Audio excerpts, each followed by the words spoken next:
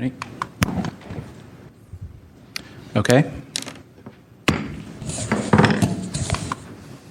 We'll call the meeting to order. It's 3:11 p.m. This is a regular meeting of the Sunshine Ordinance Task Force Education Outreach and Training Committee, City and County of San Francisco. Mr. Young, could you please call the roll?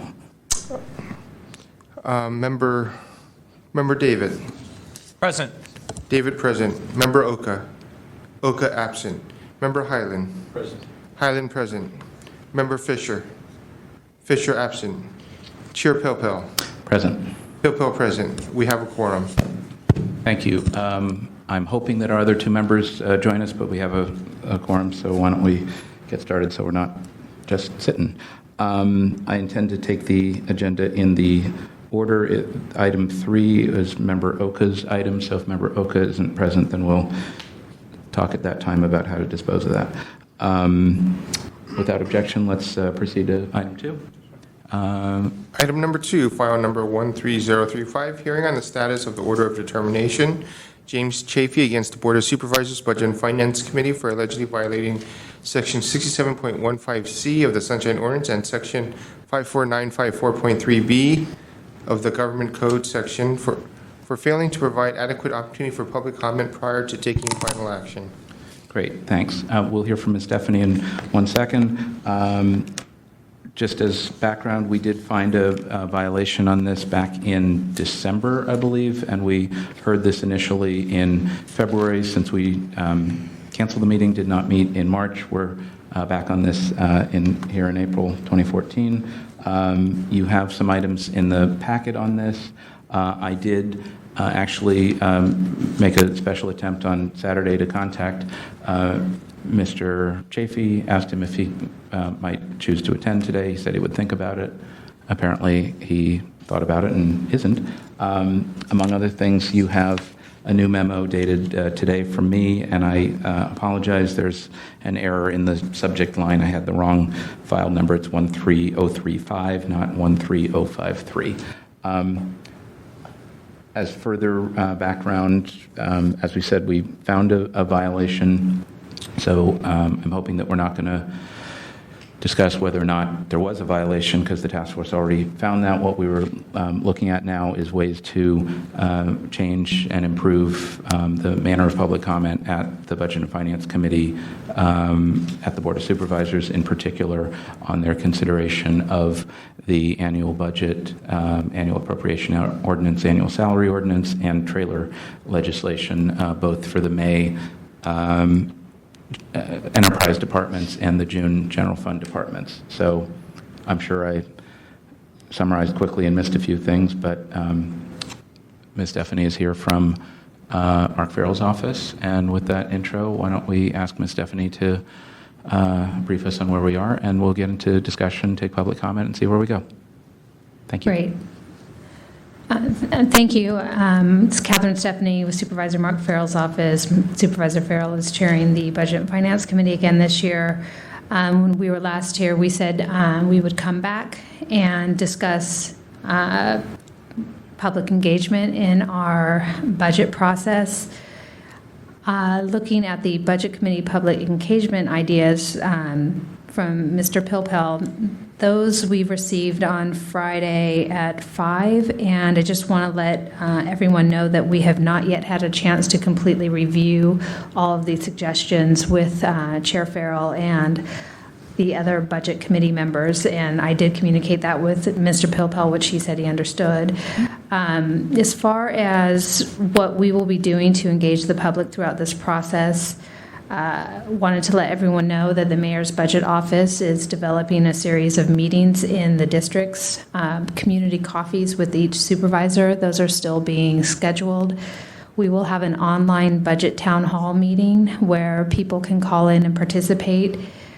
That's on April 24th. And the time slot right now is from 10 a.m. to noon, but it could be 10:30 to 12:30. That has not yet been absolutely decided, but we will let everyone know. It will also be on our budget website. As I said, we were developing and in the midst of developing our budget website when we were last here. And thanks to the suggestion of Mr. Pilpel, we have a shortcut to it. It's sfbos.gov/budget.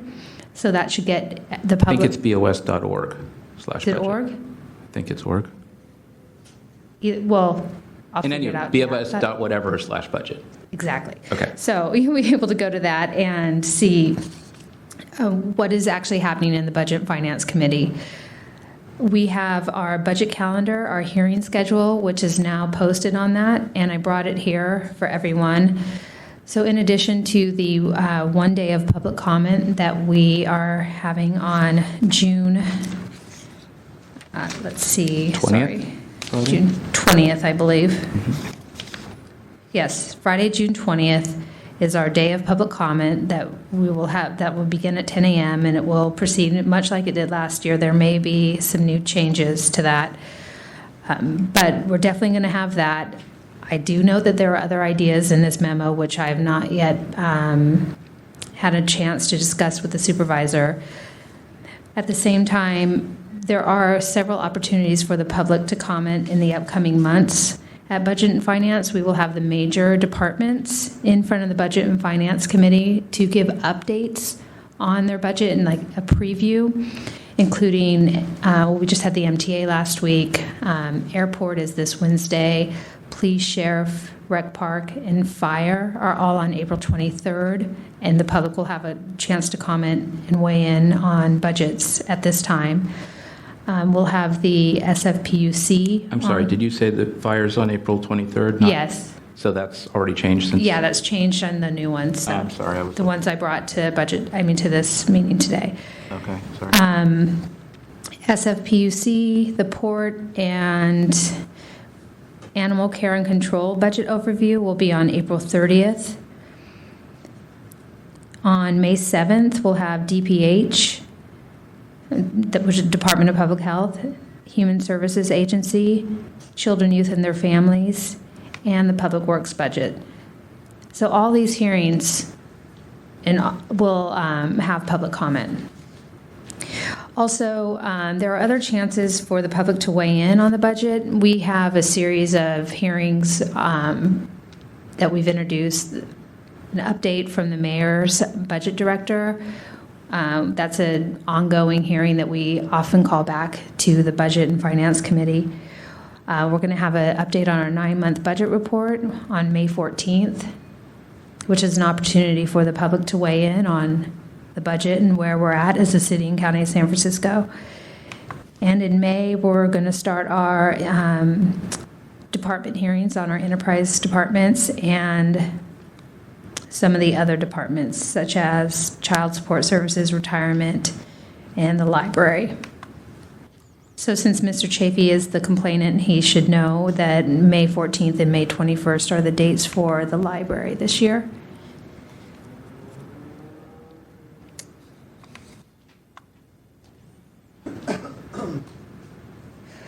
I also wanted to let the committee know that there are chances to comment on the budget and the state of the city's finances at both COIT and the Capital Planning Committee, and I can put that up on our budget website as well.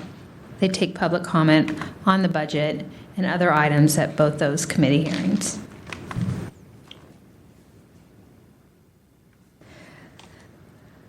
That's my report in terms of where we're at in our public engagement and outreach. Great. Okay, why don't we take a moment and let me walk through the 8 items here to expand on them very briefly, and then we'll get into a little bit of conversation.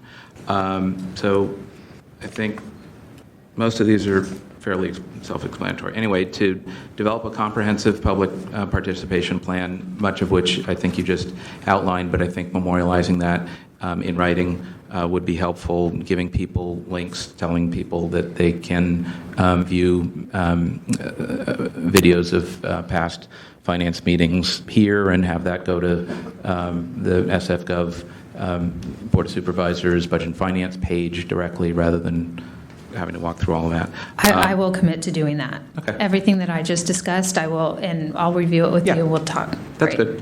good. and then including a summary or the entire public participation plan on the budget website so people can see that.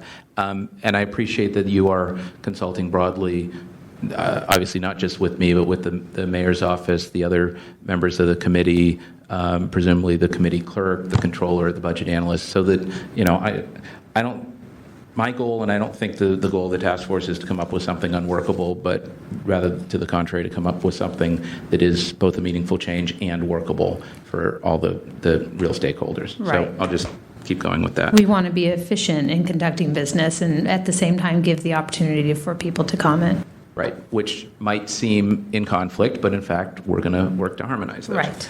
Item 3 is to allow, and this is one of the big ones, is to allow public comment on each department during the first week of the departmental hearings, both in May and June. Sounds like that's something that you're still talking about, but I get that.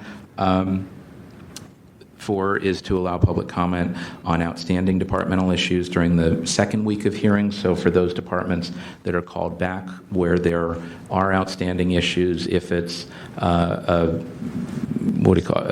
fire battalion chief or a library fine issue or how many gardeners it takes at Rec Park, whatever, that if it's back at the committee, that limited public comment would be available on that topic or topics that are still in discussion, because there will be presumably new information as a result of that week lapsing.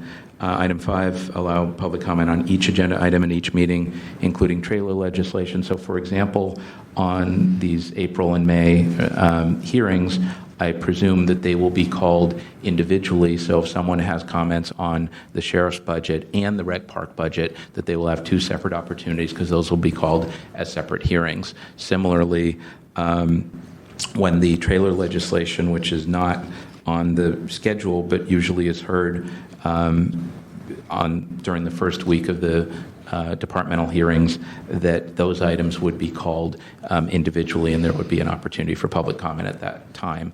Again, you may bifurcate that, and you may look at how that works. Because I know, for example, Mr. Chafee was concerned about the trailer legislation as relates to the library, which won't be the subject of the May 14th or 21st hearings, because it won't have been introduced until June 1, presumably. Did you want to hop in on that for a second? Just about the trailer legislation, Sure. The reason why it's not on the schedule, as you know, is because it's not yet introduced. And, Right. I did follow up and try to get a sense of what that might look like. I know last year there were 26 pieces of trailer legislation. Yeah. The mayor's budget director said she really had no idea of Right. what we're looking at. So that's, of course, going to help I would be determine surprised if it was less than 20 pieces or more than Right. 40. It's usually code In that. changes to update fees and funds and that sort of thing. Great. But I get that you're still working through that. Item 5, that was item 5. Item 6 is to allow a separate opportunity for public comment on the budget as a whole, i.e. priorities. It sounds like that is happening on June 20th, starting at 10 a.m. That's great. Item 7 is to allow public comment on the add-backs after the proposed list is available and before any votes, even if that's at 1 or 3 a.m., as some of us have experienced, and that would presumably be the night of June 26th. And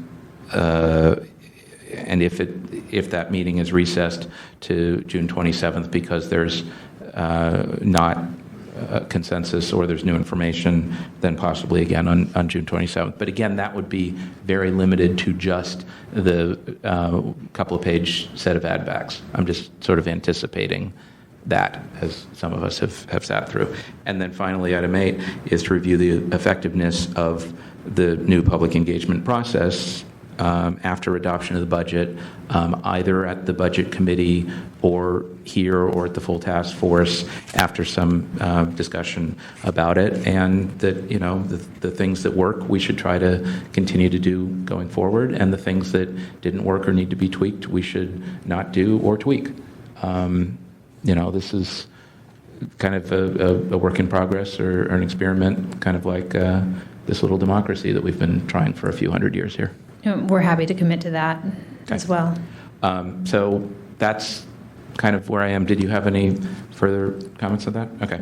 I'm sorry it took until Friday to pull this together. There's been a lot of things, and we're all trying to do what we can here. But I don't think that that this is an adversarial process. I think we're just trying to work through this and work it out. Right. So that's my sort of thing.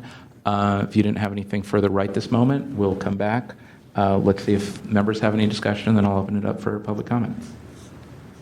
Member David and Member Highland, if you have something. I have a clarifying question. Mm-hmm. Are you suggesting these eight points in addition to the June 20th public hearing on the budget, or in exchange for? Item 6 kind of captures the June 20th thing. The other items are sort of public I wouldn't say that it's in addition. I would say that it sort of works with the schedule. The intent is not to change the schedule of dates at all. It's merely to allow for public comment opportunities at these various points, some of which have happened in the past and some of which haven't. Oh, and one of the other important things is to note on the agendas for those meetings when public comment will be taken and when it won't be, if it won't be, so that the public expectation prior to the meeting is fairly clear. So you don't show up waiting for 5 hours thinking you'll have a chance for public comment, and then it turns out, not so much. Anyway, does that? I guess I'm having what I'm personally having a difficult time with is I appreciate the desire to balance the efficiency with the need for public comment. I'm trying to see how your 8 suggestions accomplish that, and so that's I think that they're fine suggestions. I'm just trying to figure out where the balance is between those 2 points, and so that's why I was asking the question. Sure. I guess this comes in part from my long experience around here that things aren't really ripe and timely until they're ripe and timely. So you can say all you want at the May meetings about the library, for example, but until the trailer legislation with the fines and fees is introduced, you can't really talk about what that is because you don't know whether the mayor's going to advance a policy initiative there or not. And so it's, premature. I mean, you can talk about them closing the 3 branches that they aren't planning to close, but it's, what are you doing? Similarly, if you wait too long and you're talking about something that's already passed, that doesn't really work. I mean, and furthermore, I'm sorry, just thinking of things as we go along here. Although the MTA did their presentation last week, I guess, I wasn't there, I didn't see it, they're not adopting their budget until tomorrow, presumably, and then that's not going to get heard until May 15th, 21st, and yet one of the key pieces of that is the TEP, for which an appeal of the EIR was filed, which isn't going to be heard until June 10th, so when the TEP approval is going to happen or be discussed, because there's an item presumably in the budget about that, and whether that's going to be at budget or at land use or elsewhere. I mean, the TEP, for example, may need a line item here for an approval, in addition to the EIR, which is at the full board and not at committee. Right, but I think the opportunity for public comment on the SFMTA budget is really tomorrow at the SFMTA Board of Directors, because as you know, the Board of Supervisors doesn't have line item veto or anything over the SFMTA budget. We can only adopt it in whole. Or reject it. Or reject it, but and in some years in the past 14, there have been motions to reject, which ultimately didn't get passed, but were heard at budget, heard and continued, sent out to the full board. There's been some back and forth on the MTA budget. And this... Right, this because you basically have 2 legislative bodies. You have the SFMTA Board of Directors and the Board of Supervisors looking at one budget, and I'm just calling that out as a special thing, particularly because the TEP is a new wrinkle this year. Right, okay. So does that help give you some more color and flavor on that? Yeah. Okay. Yes. And similarly on huge budgets like DPH and HSA, which are going to be impacted by Obamacare and state budget and all kinds of things, you don't really know that until the mayor releases it. And even then, you often don't know because there are all kinds of other twists and turns depending on the state budget, technical adjustments, all kinds of things. Anyway, Member David, does that answer some of your concerns? Yeah, I mean, I think it's one of these things where it's hard for me to imagine what the changes would look like and to know what the actual effect will be. And so I'm a little bit reticent to have an opinion one way or the other because it's hard to imagine what the unintended consequences are. Understood. Which is why they're unintended. I think Yes. to follow up on Member Highland. Member David's thoughts, from what I remember, I think we all voted on that. James Chafee's complaint was the opportunity to really comment when the head of department is up there at that first hearing. Mm-hmm. That to me is critical, rather than sort of at the end as a wrap up. It kind of smacks of that 150-word summary at the end kind of deal. To that question, I wanted to ask, perhaps with your knowledge, are members of the public allowed to insert 150-word summaries or even larger reports, analyses of budget matters at any point during the proceedings? Is that something they're able to do? Absolutely. In fact, one of the things that will be on the budget website, because I see Ms. Catherine's head nodding, is to encourage public comment to the mayor's office, to the Board of Supervisors, something about the budget analyst reports and when they're available. I mean, it doesn't always happen, but it would be nice. It would be great if we had an informed public that said, look, we understand what the fire department wants to do. We've looked at that. We think that having, another guy out there once a month to do training on fire safety, blah, blah, blah, would be great, and the city should spend $100,000 on that.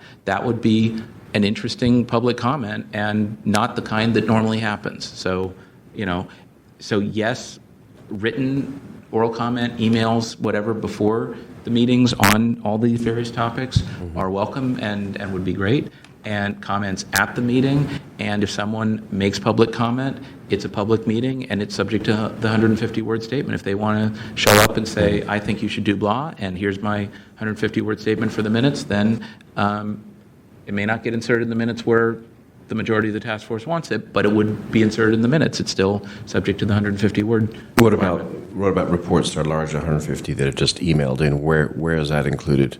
It gets included in the file and sent to the members or made available to the members for It's their part of the review. packet. Yeah. Mm-hmm. If it's sent in insufficient time, it becomes part of the packet. Otherwise, it gets sent out and becomes part of the file. And Victor, is that something searchable online? Can you find a reference to that? It's not searchable, but it is placed online, and while the meeting is occurring, after the meeting concludes, that agenda is taken down, so they would need to contact the clerk's office to get a copy. But actually now with the new Legistar, with the Ledge Research Center, some of it may be available as part of the packet or may get scanned later or not. But it would definitely be in the permanent file and made available to the members. And that might be another thing to note is Ms. Stephanie's taking notes. We got it. I mean, I think to summarize, I understand Member David's concern. It's a balance of, this is perhaps the biggest thing that these guys do every year. And to have that flow and have that done efficiently, yet still allow transparency and public comment is a balance. But we've already voted on this. We've already had an order determination. So now, from what I'm hearing from the representative, I think we're on the way to, steps in the right direction. I would also suggest, as part of the town halls and other outreach, where there are choices or trade-offs that are being made in the budget process, if those are better framed, then people can give more meaningful input. So to say, is our budget great? Well, I don't know. Is it great? Is it not great? But if you say, for $1 million, we can either give 0.2% raise to everybody in the city, or X amount to the nonprofit contractors, or we can pave another 3 miles of road, or some combination of that. Those are like more discrete choices that people make, And the budget, in terms of priorities and choices, isn't often framed that way. And that helps. When I've been to discussions that talk in those terms, it's better than, well, what do you think of Rec Park? Well, I think it's Recky, it's Parky. What do you want to know? You know. All right. Anyway, that's where we're at. Let's talk in a moment about how to dispose of the item. Members, nothing further. Why don't we open this up for public comment, if there is any? Love to hear that. Good afternoon, Thomas Piccirillo. A point of clarification first, on your packet, page 4, there's a response indicating that respondent does not believe any changes to policies, practices, or procedures are necessary based upon the complaint. Was this a response post order of determination? It was, but I think we've sort of moved past that point. Well, perhaps you haven't, in the sense that if the Budget and Finance Committee, through the legislative aid, is indicating that no sunshine violation or Brown Act was violated, then clearly what she's proposing that they may do is not going to address any of the issues that were given in the order of determination. Secondly, if you look at the budget calendar for this year, and you see the second hearing, it says if needed. We all know that it is going to be needed. There hasn't been a year discussing the budget where a second hearing on all these city departments and agencies haven't been presented. This public hearing on the budget on June 20th. Look, no supervisor likes the public comment one day. No stakeholder likes the public comment for one day. And certainly the general public doesn't like the public comment for one day. So the public comment on the 20th should be eliminated completely. The public comment should be after the second hearing at a minimum, if they're going to continue the public hearing for one day. The fact that it's been done this way for the last 10 years is really not a good reason to continue the absurdity of having 60 seconds of public comment on that day. So at a minimum, the June 20th of this year proposed should be eliminated. It's a clear violation of both state law and the Sunshine. If it's going to be continued, then at a minimum it should be after the second hearing. We all know, again, that there will be a second hearing on at least 20 departments. We're talking billions of dollars being discussed after the June 20th date. So you need to tell them that and give them that mandate, and then send this back to the task force, the full task force, for a serious and willful violation if what was responded to on April 9th comes to fruition. Thank you.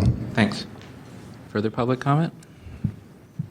I don't think you timed this lady's presentation. Certainly the clock wasn't on. I noticed that. I just want to add that I was here when James Chafee presented his argument, and he was pretty clear on the fact that each time one of these things comes up, that public comment should be right after the thing, because it's fresh in people's minds and they want to be able to speak, and I think it's a good idea.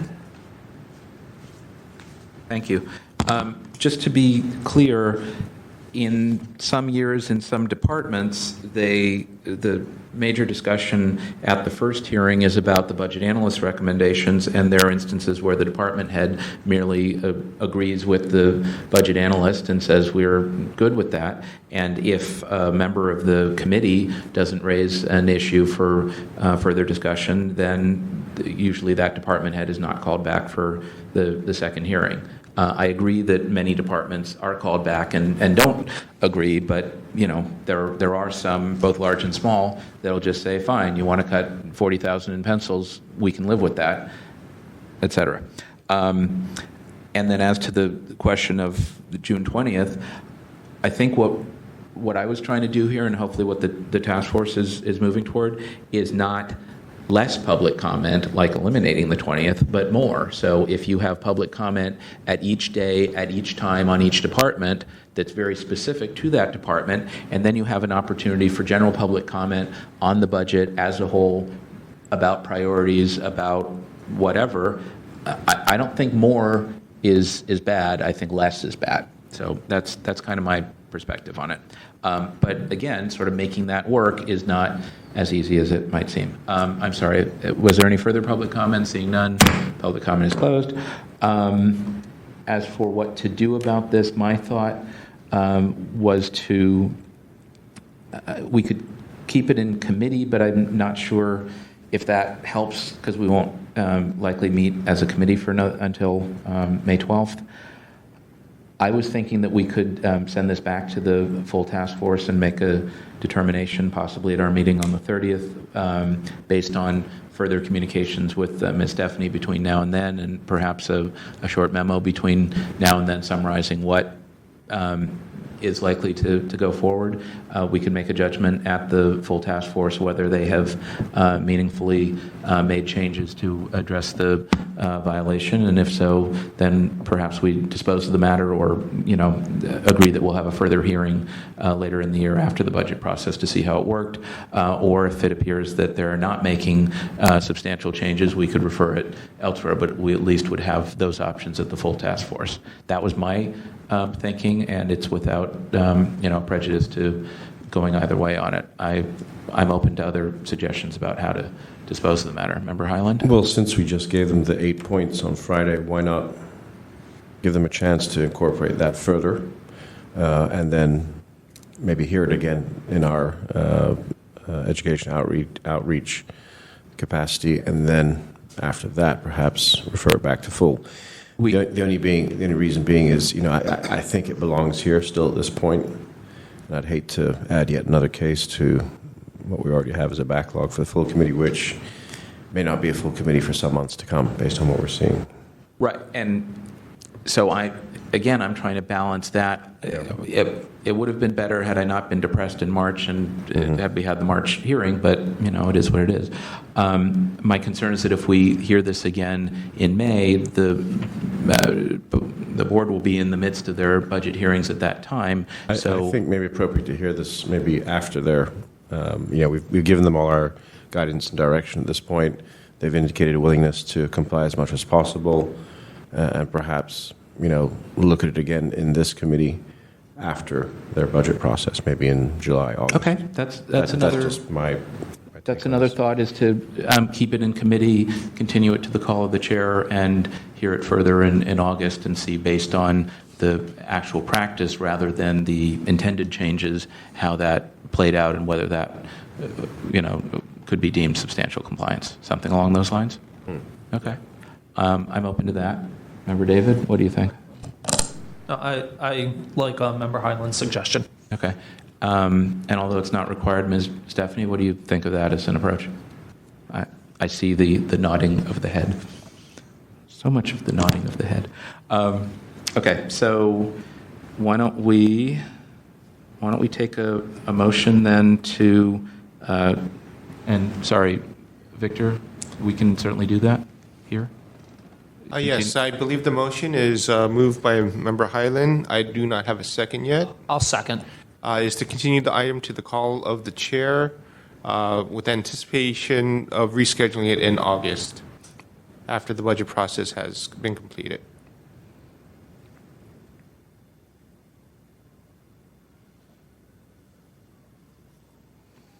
One moment.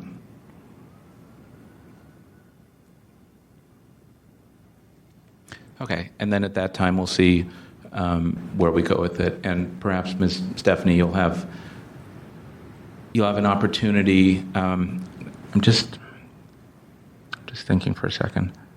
Maybe if we will certainly continue to talk about this in the next couple of weeks, maybe if we can either jointly or if you can submit a memo to the full task force that we can include in the packet for the next meeting, so I can talk about that along with the summary of this meeting and see if any members of the full task force have any other concern. I just wanted to give the other members an opportunity, since there are only 3 of us here, if they had any other thoughts on what to do before we get into the thing.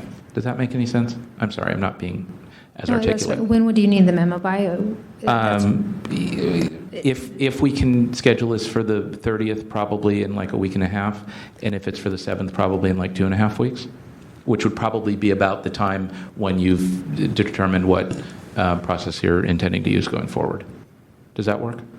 I mean, it's not like a tomorrow I can certainly thing. memorialize everything I discussed today, and Yeah. if there's anything else to add, I can add to that. Okay, depending on your discussions with folks in the Right. next few days. I think Okay. what might be of interest is in any of those 8 points which you think can be incorporated for this round of the budget meetings, if you could address those and say, we're going to try items 1, 3, and 7 this time round, work on the others down the road, that would be Yeah, something exactly very helpful. Sure. All of those things, I think we're pretty much together. All right, so we can do that. Thank you very much. We'll continue to chat about this.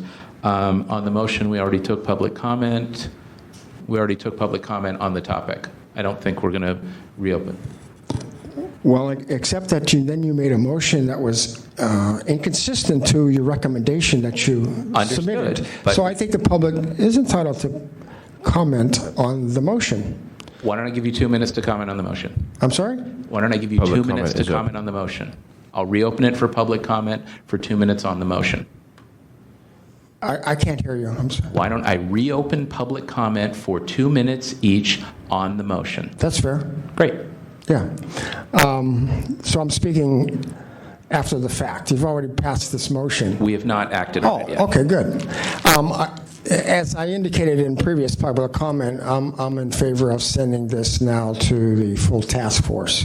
I don't see any purpose in this coming again in front of this committee. I liked your suggestion, your recommendation that you provided in the materials that you submitted prior to calling this item on the agenda. I think the guidelines are fairly clear given to the Budget and Finance Committee. Now they need to comply. Instead of talking, they need to walk. And so send this to the full task force. And in the interim, if the Budget and Finance Committee enacts proposals consistent with state law and the Sunshine Ordinance, then it can be easily dismissed at the full task force. But to come back again at the Education Committee serves no purpose. All it will do is delay implementation of what is needed, and it will deny, once again, the public the right to public comment on the budget. Thank you. Thanks. Any further public comment on the motion? On the motion, thanks. I agree with what Thomas said. Thank you. Okay, well, I tried, and the motion before us is the motion from the body. So any further discussion from members? Nope. Member Highland? Nope. Okay. Can we take this motion without objection? So moved. Okay, so seeing no objection, the motion is passed without objection.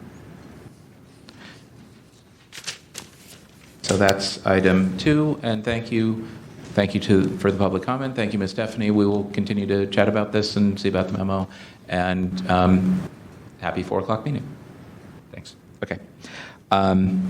Great, so that's item 2, continue to the call of the chair. Item 3, why don't we call that, and then we'll figure out what to do with it. Item number 3, file number 14013, hearing time limits for public comment at public meetings. Okay, so this was the item that Member Oka wanted to talk about, is how long public comment should be allowed. Should it be limited to 3 minutes? Should it be less than 3 minutes? Is it up to at the discretion of the member, blah, blah, blah. You have in the packet the Chafee versus Public Library case. What we don't have is Member Oka. So, Through the chair, Victor, what is Member Oka's responses to the next 2 meetings? Full I task did not force. receive any response concerning tonight's meeting. He was informed via email. I sent him a copy of today's agenda's link.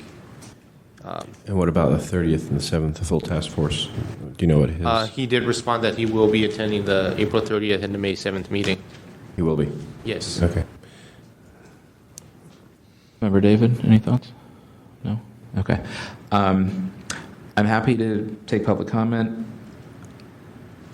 because it would be ironic not, 1 second, it would be ironic not to take public comment about the subject of public comment. And then I'm inclined to continue this to the next meeting. My belief at this time is that we will likely, I think, still have at least this committee composed of the 5 current members a month from now. And so if we continue this to May 12th and hope that Member Oka is here, then we can see if there's further discussion at that time. That's my inclination, but I'm open to others. Chris, what? I won't be here May 12th, Oh, okay. so consider that notice. Okay. You won't be here because you will likely be traveling? Yes. Okay. Yeah. All right. Well, if you had any thoughts on the topic, then we'd happy to hear that now. No, I think, I think we need Bruce's input on this, since it was his suggestion. And I know he was putting together something along those lines. I'd like to give him that chance, so I would support a motion to continue. Okay. And I guess I would just say, for what it's worth, I think in general that 3 minutes is a reasonable amount of time, and that we should generally have 3 minutes when there are a lot of people and a lot of agenda items. There may be circumstances where it can be cut down, but I think that should be the exception and not the rule, and there should be more planning on the part of committee chairs, clerks, and others to figure out what items are controversial, and to not load up an agenda with a lot of controversial items where they're expecting hundreds of people and try to get out of there in 2 hours. That seems unreasonable in general. The language of the ordinance, as I read it, though, doesn't say that it's up to 3 minutes at the discretion of the speaker. I just think that the chair of the body has discretion to set it within reason, subject to the review of the members. And I know that that's not necessarily Bruce's view or everyone's view. Okay, with that, why don't we open it up for public comment, and then we'll consider a motion to continue. So are we doing 2 sets of public comment? I think we're going to take one opportunity for public comment with the understanding that the motion will likely be a motion to continue to the next meeting. I think to continue would be a good idea. I've talked to Bruce Oka a lot about this, and he's pretty passionate on this issue. I know he's very fixed on the wording, up to 3 minutes. So it's his motion, and he should be here to talk about it. Thank you. Well, I don't have any problem in continuing this matter since Mr. Oker's not here. But I really don't understand the purpose of this item on the agenda. Attached in one of your packets, you'll see District Court of Appeals case saying that Local governments aren't mandated to give 3 full minutes if there's a reasonable explanation as to why public comment should be less than 3 minutes. So this issue has already been brought to the Superior Court and the District Court of Appeals here in San Francisco, and that court was clear that there's no constitutional mandate to give everybody 3 minutes. Up to 3 minutes does not mean 3 minutes mandatory. That's already been addressed in case law. So, but not having Mr. Okra here, perhaps there were other issues that he wanted to discuss. But if it was only based on 3 minutes having to be mandated, the District Court of Appeals has already ruled on that. And clearly you don't want to go outside the bounds of a District Court of Appeals opinion, because then you'd be taking more flack. You would be law unto yourselves, which was, been thrown at you previously. So continue the matter, but I hope when the matter is heard that there'll be other issues besides whether or not one is entitled to a full 3 minutes every time they make public comment. That's not the law. Thank you. Thank you. Any further discussion? I'm smelling a motion. Well, I have to. I agree with the last public comment. I mean, I'm certainly willing to, as a courtesy, move this to what's it called? Continue it to the next. Continue it. But I personally don't see a substantive issue here. I think that this issue has been decided, and so, like I said, as a courtesy, and especially because there's only 3 of us, and we have to all 3 agree. Like, I would, as a courtesy, I would, but I totally agree that I don't think there's any unanswered questions to this issue. I think Member Oka's intent on this was to reaffirm the law as presented by Mr. Piccarello. I think that was his intent. In other words, up to 3 minutes is what he was trying to say. So, in a way, do we need to discuss this? It's already been discussed at levels higher than us. I agree with that. But this very committee or this full task force has certainly at the beginning of the session abridged those 3 minutes. And I think that's probably what Member Oka was referring to. So I think it's something he just wanted to get on the record, but I would support to continue. So is there a motion? To continue? To continue this to the next EOTC meeting. Okay, so I'm hearing a motion from Member Highland and a courteous collegial second from... I would prefer that you second it. And I guess the second is for me, and... That was very polite. And if we can do that without objection? Yes. Okay, so moved by Member Highland, seconded by Member Pilpel, Chair Pilpel. We'll continue this to the May 12th meeting of this body. I'll also try to talk to Deputy City Attorney Cola on the question of public comment time. If he has time and interest, he might be able to summarize the issue, and that might narrow the discussion in a meaningful way. If he doesn't have time or whatever, then we'll proceed with Member Oka.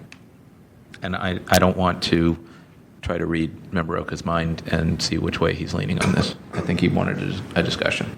So, okay, with that, let's go on to item number 4. Item number 4, Sunshine Ordinance Task Force Draft Annual Report. Okay, so as if I haven't been doing enough here, you may turn to the last annual report, which I handed out, took this off the website. This was the 2010-11 annual report, which was forwarded with a cover letter dated January 31st, 2012, to the Board of Supervisors.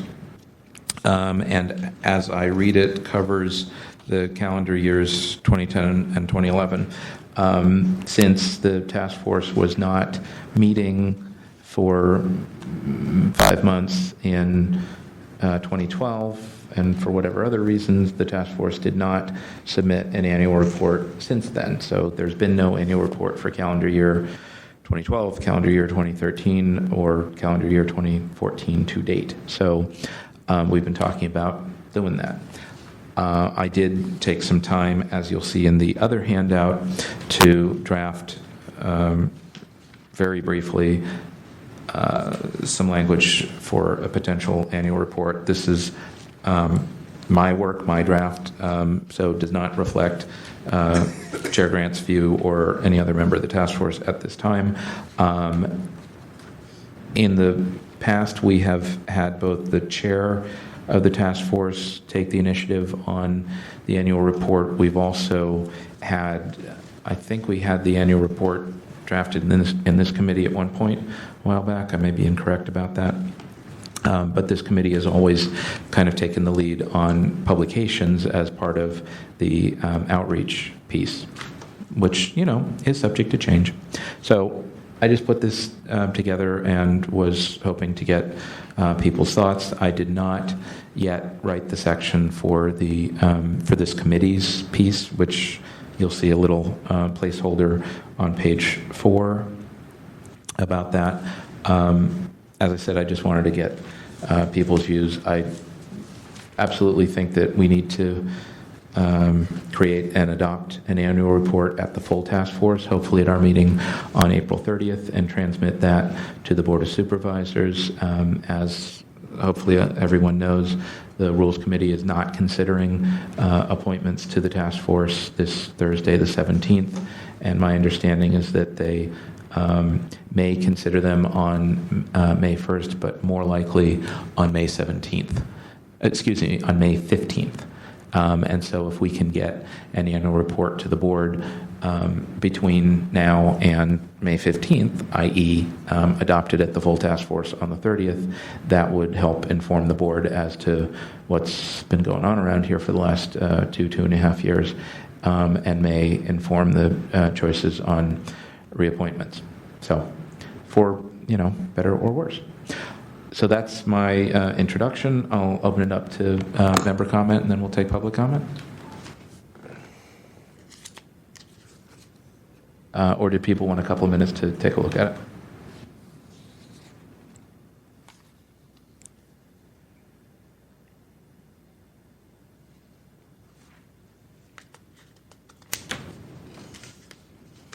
I appreciate the work the chair has done on this.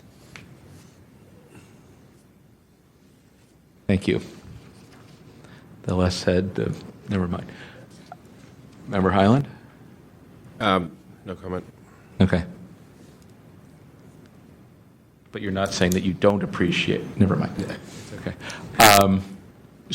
So the people have, did you actually read it? Do you want to take, What? do you want to take a moment to look at it? No, I'm okay. I'm Okay. fine. Why don't we open it up for public comment? Why not?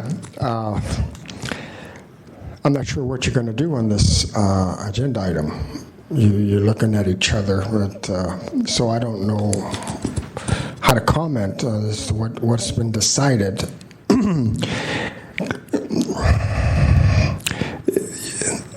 Your bylaws provide you're supposed to give an annual report to the supervisors. We know that. So you're violating your bylaws.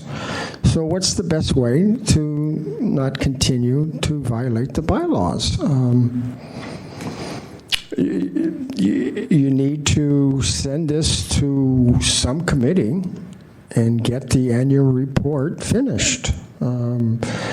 That should be, I guess, a decision by the full task force through the chair as how to comply with your bylaws about an annual report. If you want the supervisors to take you seriously, then you need to give them an annual report suggestions, recommendations as to what would increase open government. And, access to public records and access to public comment. I mean, that's one of your duties, advising the Board of Supervisors and the general public. Yeah, you need an annual report, and you have to figure out what's the most expeditious way to get the report to the supervisors with your recommendations so that they take you seriously. Thank you. Thank you. Any further public comment? Seeing none, public comment is closed. Okay. We could choose to take action on this to recommend or not recommend. I'm not sure that we need to take action on it. I guess I was just trying to get a sounding, and so far I'm not getting too many soundings, about the content and direction and whether it sort of does anything to capture what we've been up to, and more in particular, what content members would prefer relative to the EOT portion. I mean, I can certainly include a couple of paragraphs about what I'm thinking, what we've done, what we haven't done, what we could be doing, et cetera. But I'm trying to, I'd like to be very clear. I'm trying to not be the only person who's, influencing the thing around here. So I need a little input from others. I mean, I think it's a good framework to follow. Obviously, previous EOTCs have found this has worked. There aren't any mention of actual, case numbers in here, which I found interesting. Looking at the compliance and amendments report, I think that did reference, the hearings on orders of determination that they held. That was in the last annual report? Yeah. I was assuming that when we attached the complaint logs, that would be captured there. If there were particular issues, I could certainly include some language about the Micah Ringel case in the Planning Department, the Board of Supervisors and public comment. Sort of, I was trying to make this a little more thematic, if anything, rather than merely reciting what we did, because, Okay. I mean, that record is already there. It's already there. Fair enough. I agree with that. I mean, No point. to be honest, I guess I'm more disappointed both in myself and in the committee as a whole for the things that we haven't done and haven't been able to do for a variety of reasons. And I take, as much or more responsibility for that as anyone. And so I'm, kind of struggling with how to capture both what we did in our sort of limited time together here at this committee and what we haven't done, and the things that are sort of on the ongoing to-do list and the sort of wish list if we had more time and resources. We don't seem to Is that have... fair? Fair. And just to refresh, when is this due? Like imminently? Well, again, we didn't do one last year. I think the goal was to try to get this adopted at the April 30th meeting, which gives us about a week to put something together. And I'm hoping that Chair Grant is working on some aspect of it. And I was asked to do the EOT portion, and I've then asked Member David to help me with that. And he has not said no yet. Fool. Sorry. Thank you. Thank you very much. Yeah. No, I think something that gets us up to speed for last year and this year, succinct, not redundant, not repetitive, would be in order.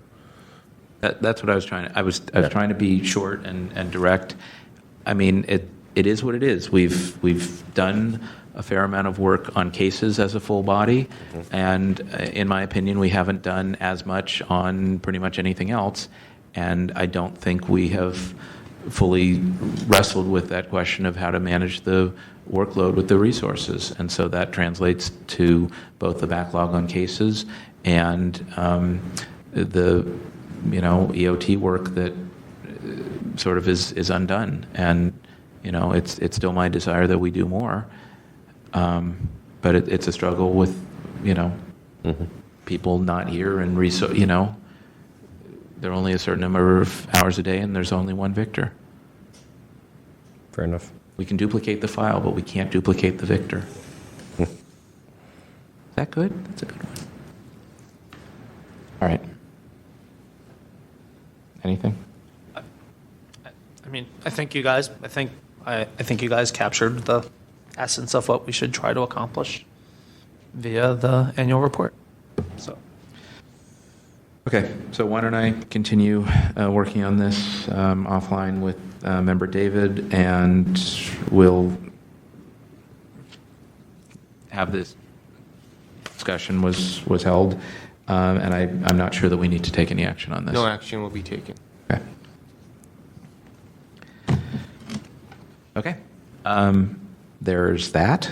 We can certainly talk in the future at this committee about the annual report and other publications and, what more we could do there, but it's the same question about resources. All right, let's move on. Item number 5, please. Item number 5, public comment. Members of the public may address the committee on matters that are within the committee's jurisdiction, but not on today's agenda.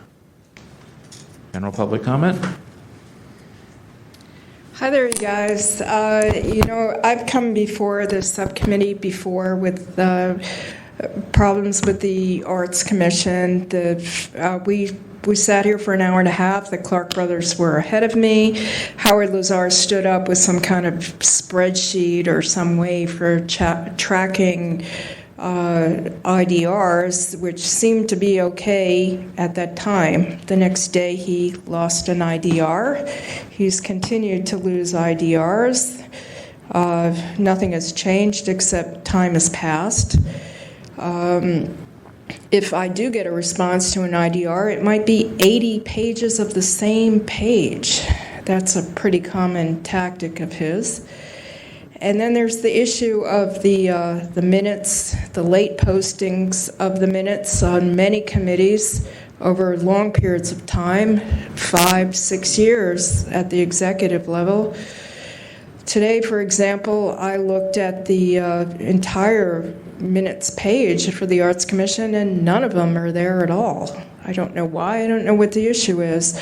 I continue to go to the full Arts Commission meetings and explain to them the sections of the Sunshine Ordinance, the fact that they've already been found in violation and they need to comply, but it falls on deaf ears. So I am very frustrated here because people have a right to know how their money is being spent, or if they make public comment, they have a right for it to appear in minutes in a timely fashion. And nothing really has changed with these people except I get them violated. And I think you need to take a harder look at the Arts Commission, find some way to deal with this, because it's been going on, in my view, more than 6 years. Sharon Page Ritchie has been this commission secretary for over 20 years. And Howard Lazar, 41 years of making horrendous mistakes, having no training in Sunshine at all. It's very frustrating. Thank you. Thank you. Please stay tuned because we'll talk about this in a moment on item 6. Further general public comment, and Mr. Pitts, we're on general public comment, item number 5. Welcome. Thank you. First, let me thank the three of you for being here and having a quorum today. That's something. So you have a committee. There is a state proposition on the ballot regarding open government this year. To me, that seems appropriate area for discussion by the Education, Outreach, and Training Committee. So maybe you could put that on one of your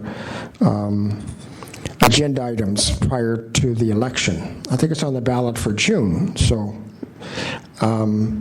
maybe there can be a discussion about the pros and cons of that ballot initiative. Secondly, You know, your bylaws provide that you can have ad hoc committees, meaning committees made up of non-task force members. There are members out in the public that would be interested in sitting on an ad hoc committee for a couple of reasons.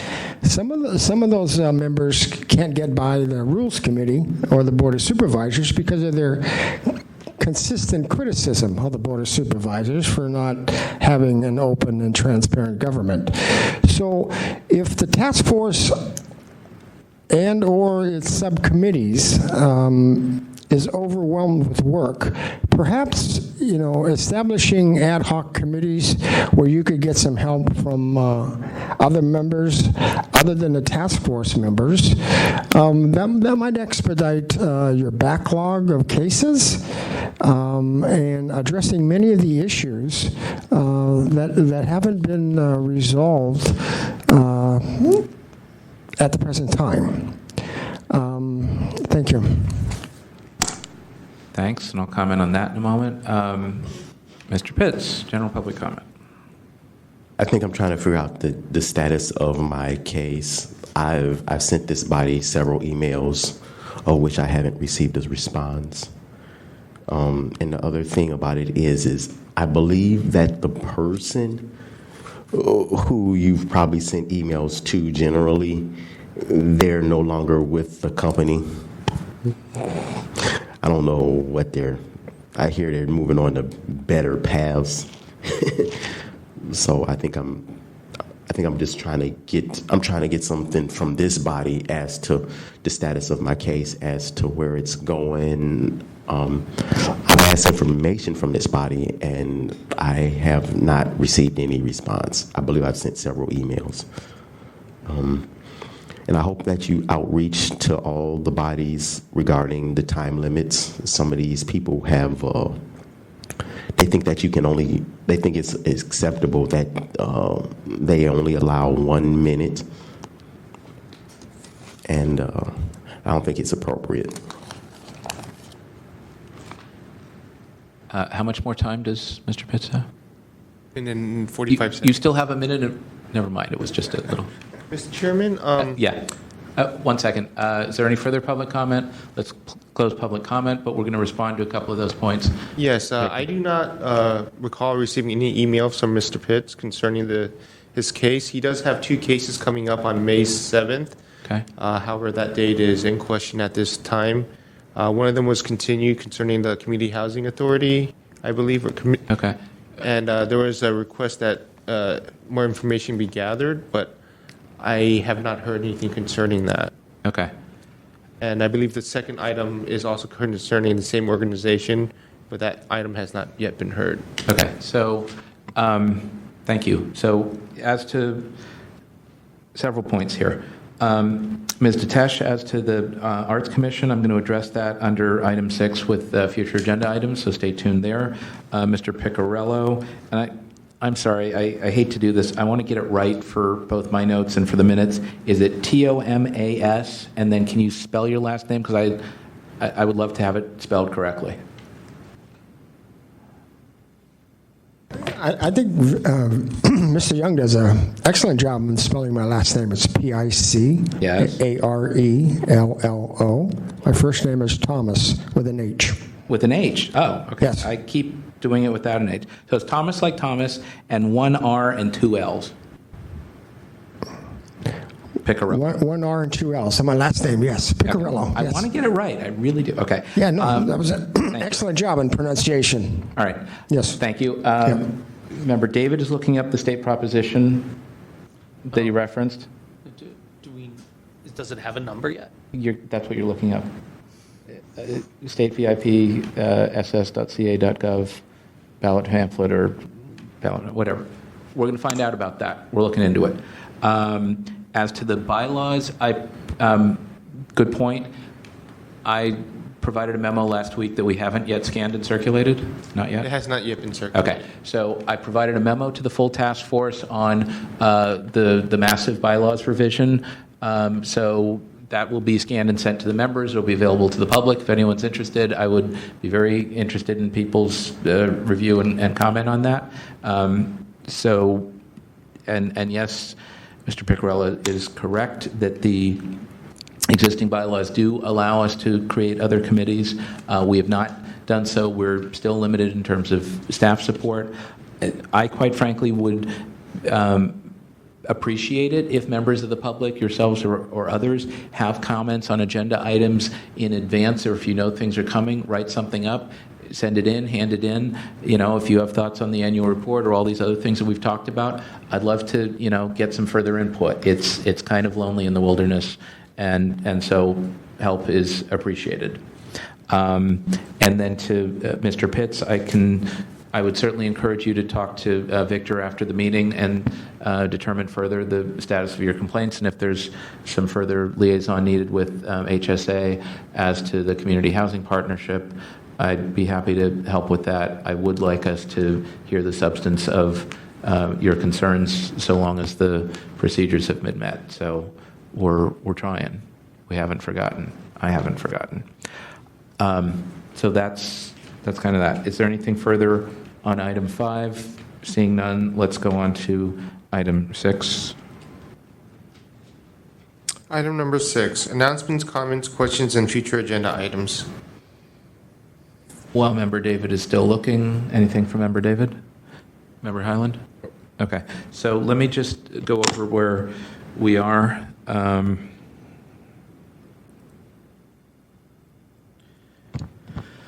Okay, so we've continued the Budget and Finance Committee to a future meeting date, probably around August. Public comment, time limits, Member Oka, we've continued that to our next meeting.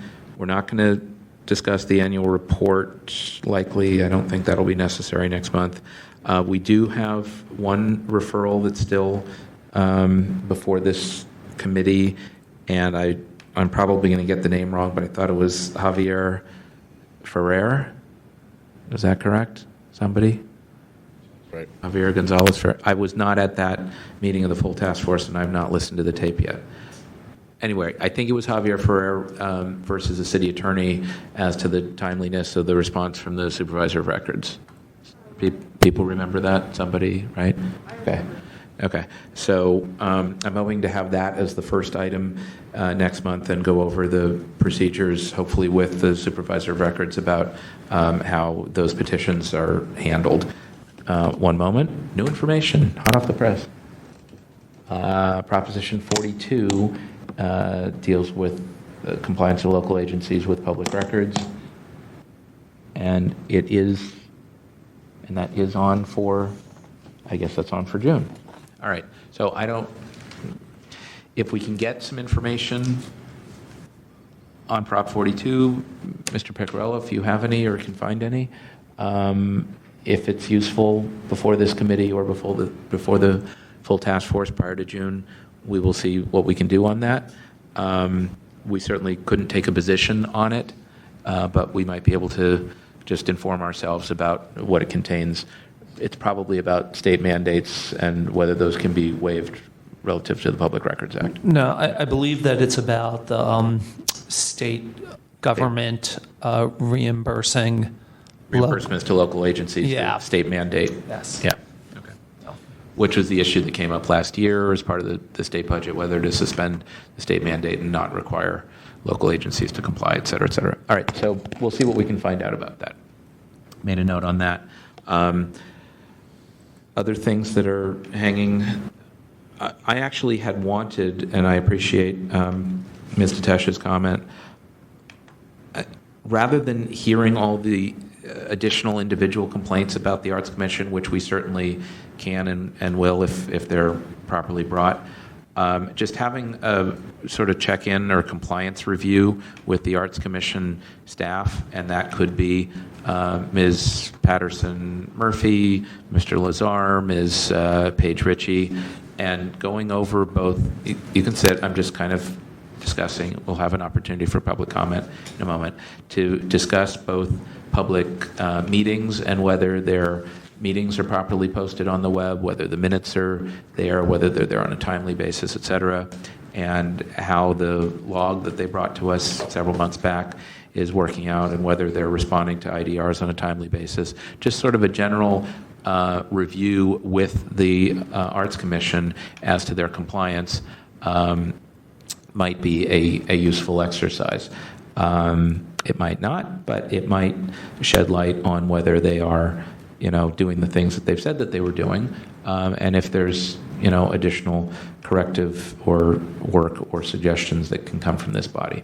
So it's just a thought, and I'm happy to hear public comment in a moment on whether we should pursue that for May or at a future meeting. That might be a way of dealing with some of the complaints that we've already received, or other things. Just a thought.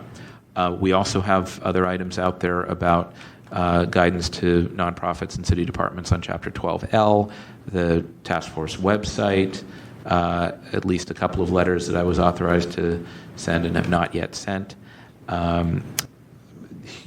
Slew of minutes from this body, and depending on who's reappointed in the next month or so, a work plan for the committee going forward for the next couple of years. So those are things that I have on my list, and I'm sure there are other things. I'm, again, happy to hear both member comment and public comment. I just want to emphasize that if we want to do more, that requires people to pick something up and agree to do it. I'm kind of doing as much as I can and then some, and I could use some help from others. So that's my summary and introduction on item 6 as to future agenda items. Member comment? Member David, anything? Member Highland? Nope. Why don't we open it up for public comment? First off, I want to say that the Arts Commission has been found in violation for the same thing 3 separate times. Even while there's open cases going on, they're still in violation. So the first time you found a violation, sent it here to Ethic, sent it here, he didn't comply. Okay, that's a waste of everybody's time. The second time you found a violation and you had Ms. Peterson's word that it's not going to happen again. Well, she's lied repeatedly over and over again. She stood up here and slandered me. She claims her claims are always outrageous and always unfounded. There was even a letter that came across to Victor that they were hiring somebody to keep up with the minutes. That was months ago. So nothing really has changed. I'm certainly free to spend a lot of time here to get them violated over and over again, but it's at a point now where you need to take a hard view and look at this very hard. I think Victor has gone out of his way. I think there have been discussions while this has been going on where they're going to comply or they're going to do this. In fact, he tells me these things. Well, let's hold off. Let's see what's going on. But nothing changes. That's only the issues of the minutes, the timely postings. We're not talking about the fact that they're all wrong or public comment is posted 5 times or it's all misinformation, or even the audio portions of other standing committees which have never been there, or the stuff that's supposed to be in the public library that hasn't been there in 20 years. We're not even talking about that. We're talking about a clear pattern of behavior, which I have demonstrated to you in a clear, straightforward fashion, that they have made no effort to change their behavior. And that's why I feel that the next series that are coming up should be willful violations. Look at their website right now. There's nothing on it at all. Why? I don't know. I called Rebecca Krill today. I said, oh, and by the way, you're late in an IDR. Oh, well, I'll tell Howard. I mean, is this a small department? They're one cubicle right next to each other. Why is all this confusion? I don't know. I think you need to take a harder look at these people. They are granting money. They have a duty to the citizens of the city and county to tell them where their money's going. People need to know things. And I think it's done purposely. Just look at the complaints brought forward by Peter Warfield and the hoops he had to jump through. And me. I mean, I was even accused of stalking Howard Lazar. I wasn't even served. There was no evidence. There's something wrong, and you need to take a harder look. Thanks. Further public comment?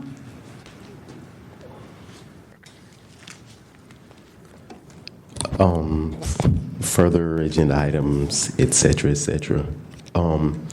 I would appreciate it if there was a subcommittee that would be created regarding legislation, possibly to give this body more authority, and also considering better ways to appoint members, and possibly a few tweaks regarding the legislation. I think I just don't think you should be virtually powerless when these bodies just seem to blow you off. It seems like they blow you off, and then there's not much you can do. You send out a letter of violation, you send it to the ethics, and then ethics, what do they do? But some of my ideas are to like maybe have half or a third of your members appointed through election, and then another third appointed through some other body, and then the Board of Supervisors could they could have their say with their third. I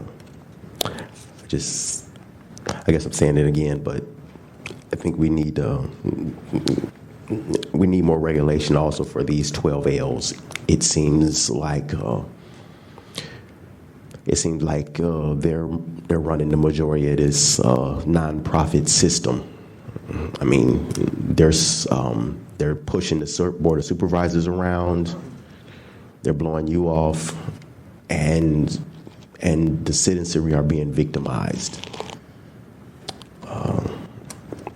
And they need more regulation, and I would appreciate if y'all were to create some type of some subcommittee so that we could get something going. I mean, that's idea one. Thank you. Just generally, 12L is pretty much in this committee, and amendments to the ordinance would be in the Compliance and Amendments Committee, which meets in this room tomorrow, 4 o'clock. 4 o'clock, Victor? Yes. Okay. Further public comment? Well, as a side note, I didn't see anything about 12L on the calendar for Compliance and Amendments Committee, but I may be wrong. It's not. I said amendments to the ordinance are at Compliance and Amendments. That's within their jurisdiction. 12L is generally within our jurisdiction. Okay. Well, that was one of the things I wanted to discuss about jurisdiction. I think this committee, in all due respect, is taking on too much than they can handle. I think a lot of the things that's on your agendas could be shifted to Compliance and Amendments Committee. For example, the matter on public comment by the Budget and Finance. There's an order of determination already by the full task force. That matter then should go to the Compliance and Amendments Committee, just to make sure that they are complying with the order of determination, not brought to this committee. The reason being is that you're taking on too much and you can't do it. And so you're getting backlogged. And in matters that are important that I believe this committee should be discussing, 12L, the San Jose case, that held that text on smartphones by public officials are not public records. So that means, local officials can then discuss legislation on their smartphones, and those discussions are not subject for discovery through the Public Records Act. But, as you know, the Sunshine Ordinance is more is broader than the California Public Records Act. It has greater protections for the public regarding public comment and access to public records.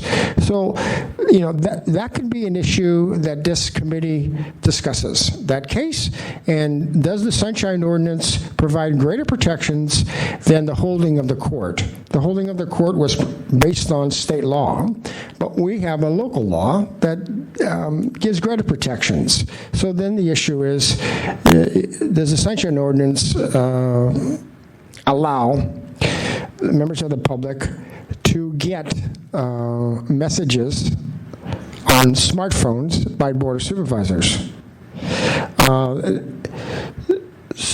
Okay. Finally, or I'll reiterate, you have too much on your plate. Some of the stuff that's on your plate can be shifted to the Compliance and Amendments Committee or some other committee. And then there'll be greater work by other members of the task force. Thank you. Thank you.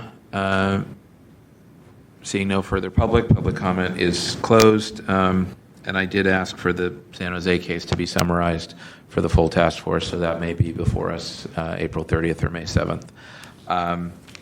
Is there any further discussion on item 6? Seeing none, is there any further business before the body? That completes the agenda. Okay, then it's 4:36 and we are adjourned. Our next regular meeting is May 12th.